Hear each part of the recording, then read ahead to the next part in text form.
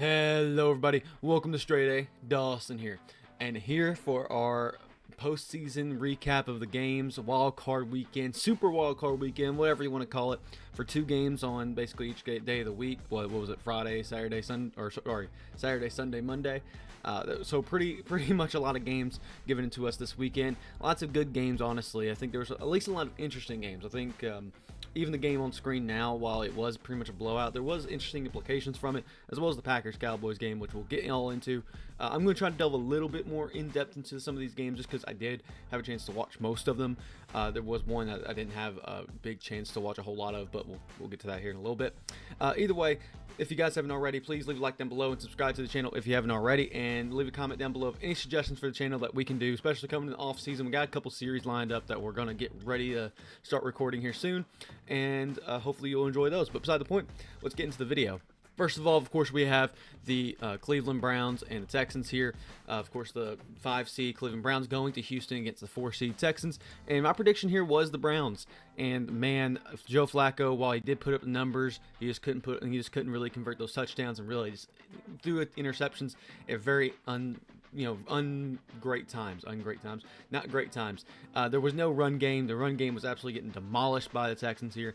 And while David Njoku was doing really, really well, didn't really look like he was getting much other support for the big gains they're used to getting. Defensive-wise, their defense really stepped back. Their defense really couldn't do a whole lot. And both sides of the ball, usually it's the offense or defense giving away the game. Both of them in this case really did not compete against the Texans team, which just came into play. And man, if you bet the Texans here, you are completely right, because CJ Stroud went out there and showed what he was capable of doing. 45 points on offense. Devin Singletary did suitable on the run game, though they really didn't need it. CJ Stroud came in and said, all right, here's what we're going to do.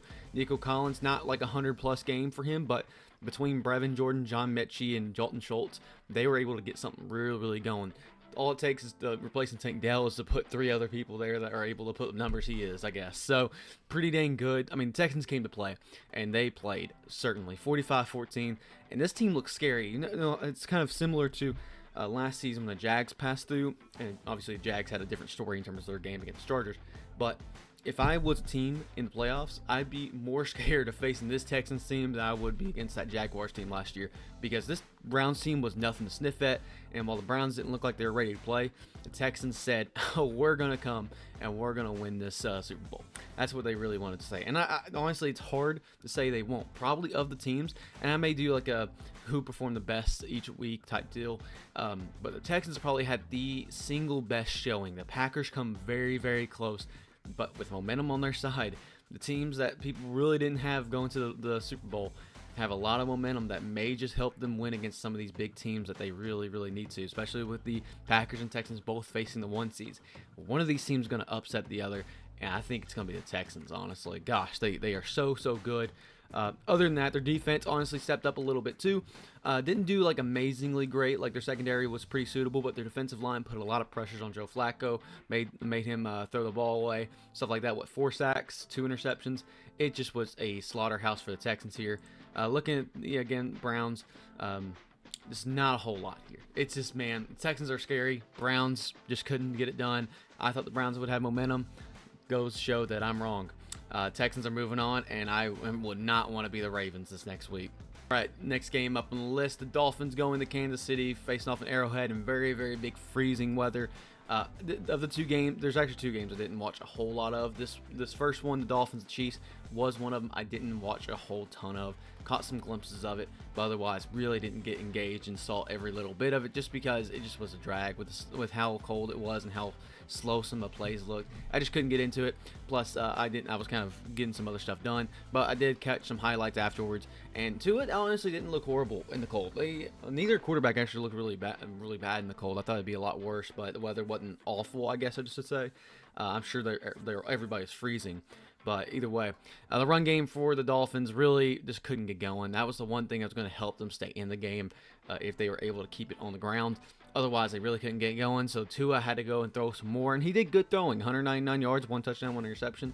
Not horrible for this type of game, but otherwise, Tyreek Hill, had 62 yards and a touchdown. Pretty good, but no one else came to play. Usually, they've been passing the ball around a little bit. And of course, Cedric Wilson Jr. and River Cookcraft have been coming around, but Jalen Waddle really didn't have a game of himself, and the Dolphins defense just couldn't do anything. Dolphins defense has stepped up in past weeks, but they really need to improve it. They want to make a big run like this again. Not really too surprised, but the Dolphins didn't do horrible. Chiefs, though, I mean, look at Patrick Mahomes.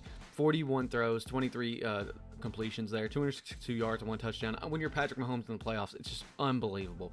Isaiah Pacheco almost got 100 yards and a touchdown, of course. They just came out there. They played how they usually do in the playoffs. Rashee Rice just goes to show that he is an impossible number 1 receiver in the future. Just got to develop him a little bit more. Travis Kelce had a pretty decent game. Otherwise, they really didn't have too many other factors outside of those two. And then you got defense. Defense from Chiefs just played well. Beside the point, sorry about that, I hit something over here.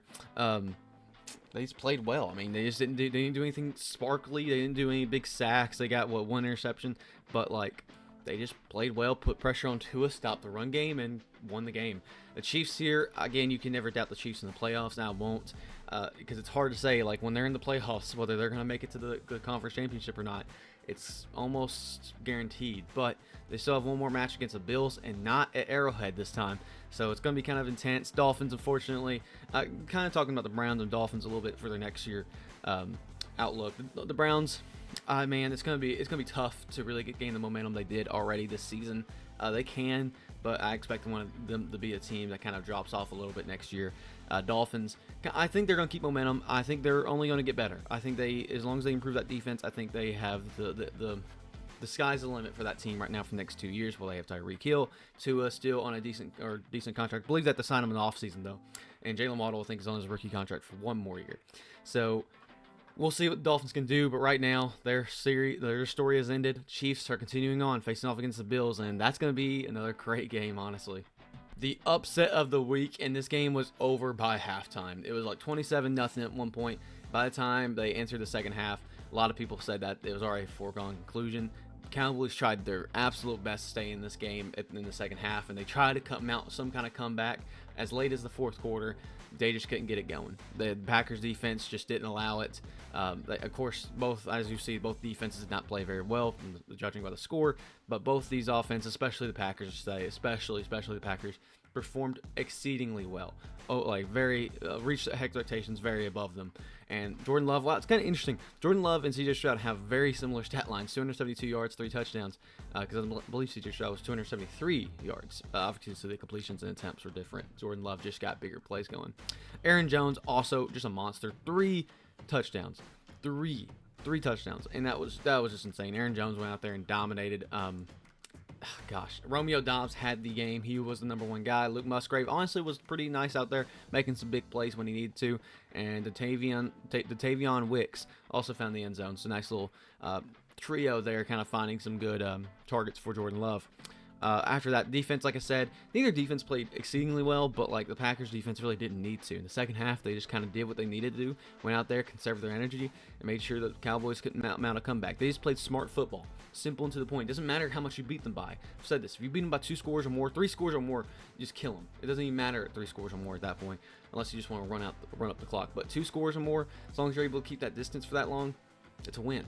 1 score or more gets a little close, and you can maybe say the game went either way, but man, it's hard to say that this game wasn't the Packers game from the very get-go. The Packers came off swinging, and the Cowboys, while they did have a little bit of life in the second half, ended up crushing down. Cowboys, 403 yards, 3 touchdowns, 2 interceptions. Dak Prescott, man, and 41 completions and 60 attempts. Man, here's my take from this game about Dak Prescott. I've really analyzed what I think, because a lot of people are like, fire Mike McCarthy, get rid of Dak, all these different things. What? I don't know. At the end of the day, I look at this game, and foregone conclusion is that the defense of the Cowboys blew this game.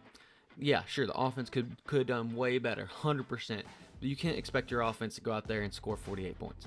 But you can't expect your defense to, keep down, below 20. I'd say, if you keep a game within 20 to 30, probably more so in the lower 20s range, that's pretty reasonable for a defense.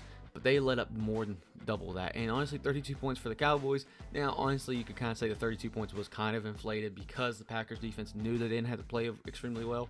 Really, it's kind of better if they just, let them score at some point and let their offenses run the clock out.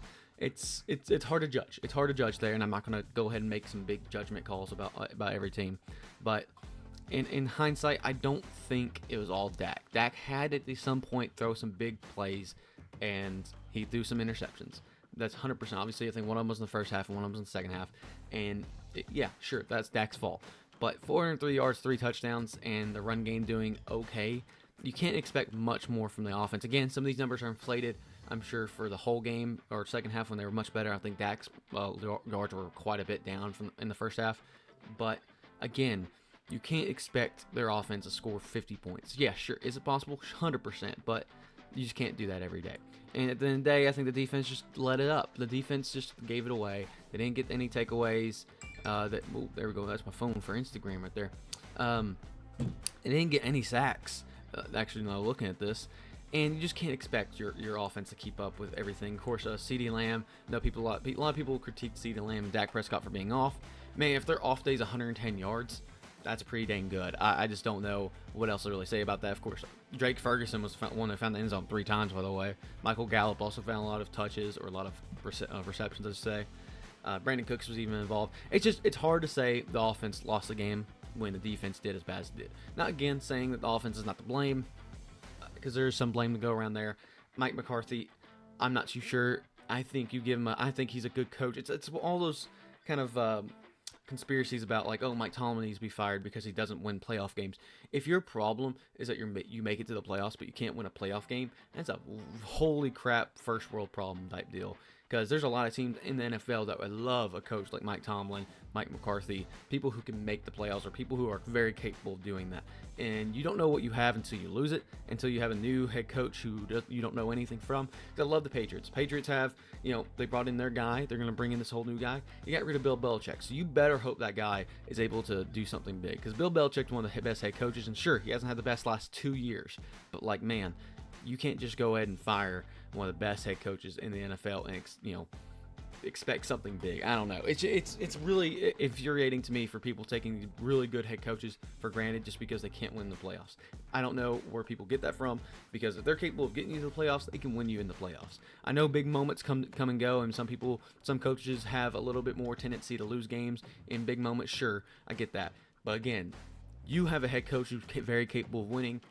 You might want to consider keeping him. I get it, when it comes down to it, because Mike Tomlin, he's done this for many, many years now, where he's just good but doesn't win. At the end, he's almost like where's the ceiling at? I don't know what to say. I just feel like you cannot give up something like that unless you're getting a head coach coming in that's going to directly replace him. And that's why I'm okay with the Bill Belichick one a little bit more, because it seems like he was groomed. I forgot his name exactly. The linebacker coach. Either way, you kind of get what I'm saying. Somebody who's kind of ready-made for that position rather than just gambling on somebody else. It's kind of hard. But either way, Packers, they have a Cinderella-type run here. They could very well do it. They're facing off against a really hard team, the 49ers, though. They could very well do it.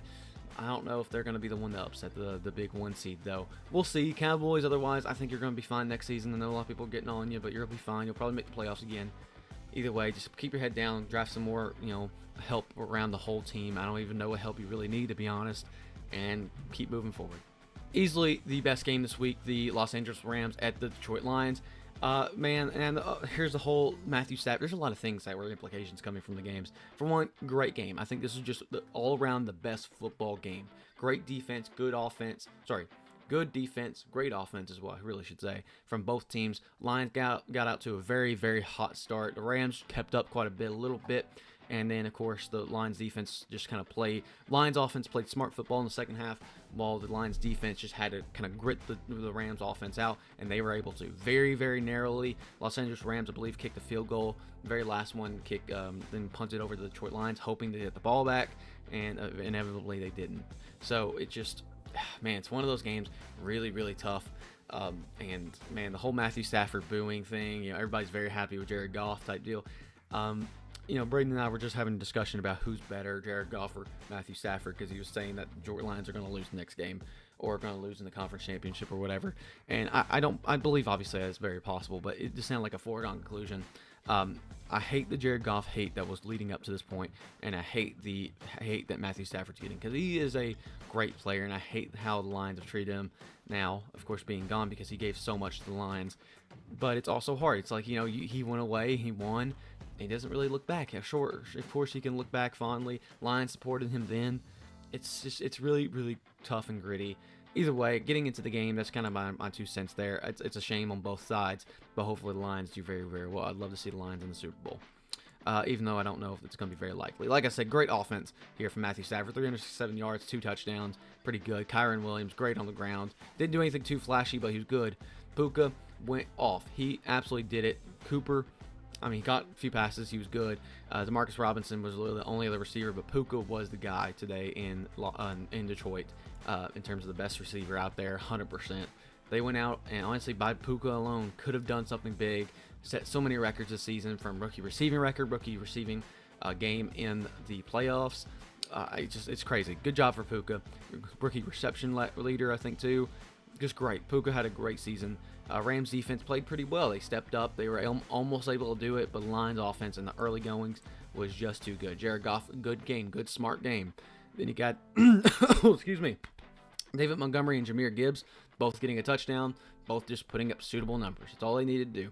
Mont St. Brown, pretty good game, but didn't find the end zone. Sam Laporta was the one that found the end zone in a 4th down play, I believe. And that was just like one of those things where the offensive lineman had to be reported as eligible. Luckily, that got going. Luckily, defense from the 49ers, or for the Lions, just good. Aiden Hutchinson got 2 sacks, but otherwise they did a couple pressures, but they otherwise weren't. It wasn't really the pass rush that was really getting things going. It was really secondary having to help stop big plays from the Rams. And simple to the point, Lions won by 1 point. It was a close call. Lions, I look forward to see what you can do against the Bucs. That hopefully can be a very easy match for you to make it to the conference championship. Rams, otherwise, I think your team's really good.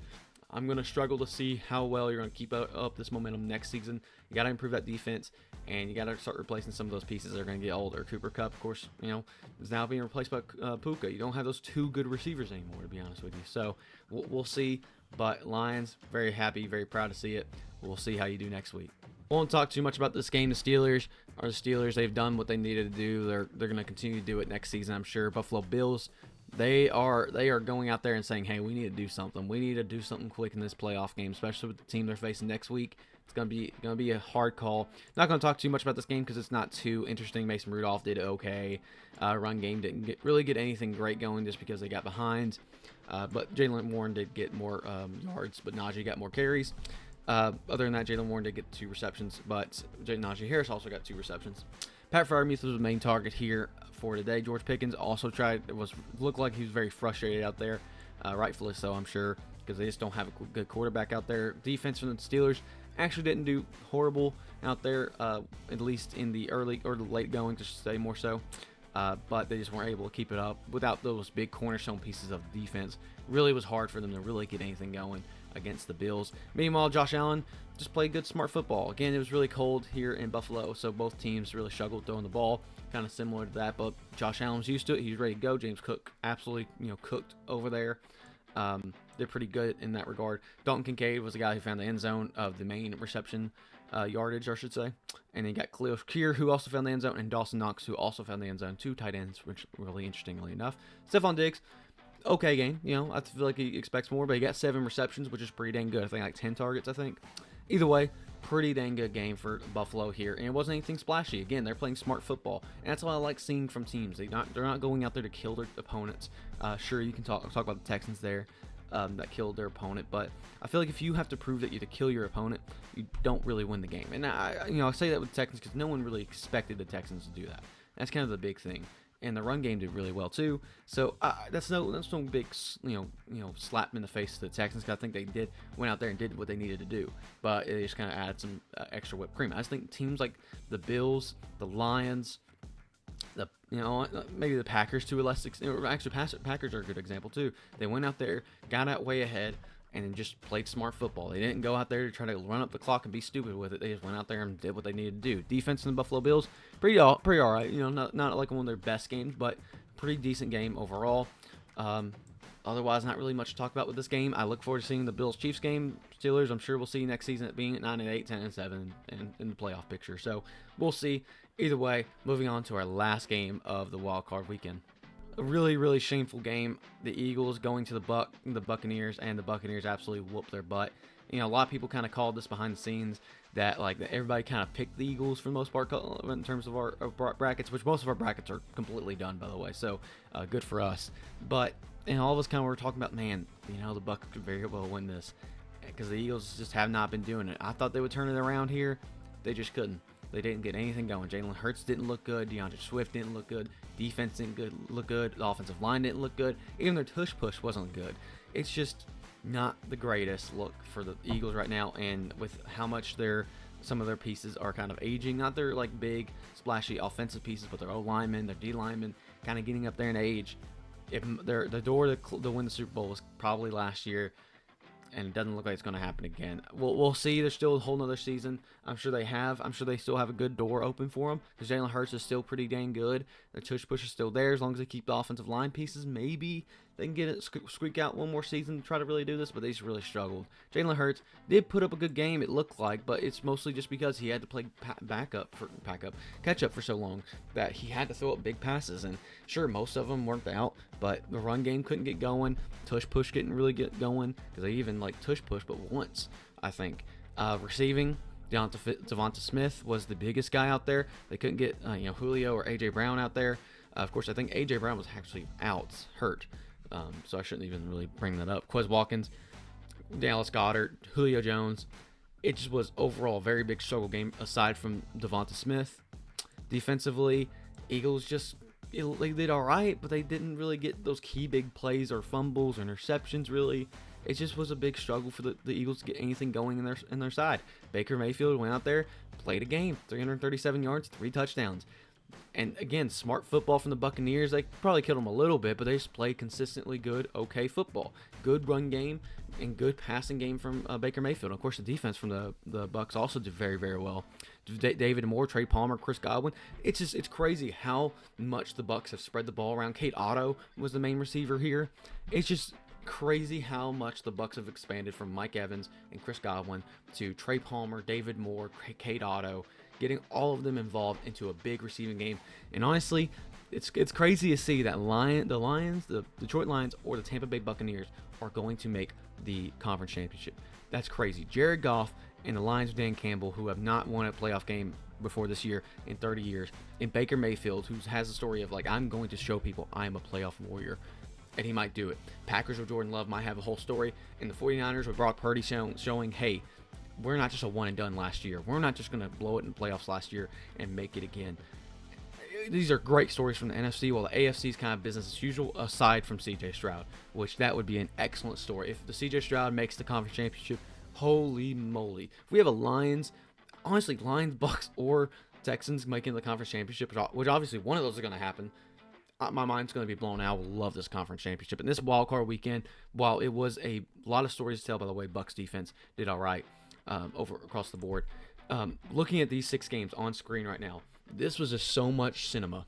So I'm a guy who's a big director kind of guy, like who loves kind of analyzing things. So much cinema here. CJ Stroud showing out and showing up. Patrick Mahomes, does he still have it in the playoffs after this whole struggle of a year? Packers and Jordan Love. Jordan Love, the first year he started, can he make the Packers' big resurgence and show, hey, I'm the new guy here in Green Bay? Lions, Jared Goff and his story about leading the Lions on their big playoff push.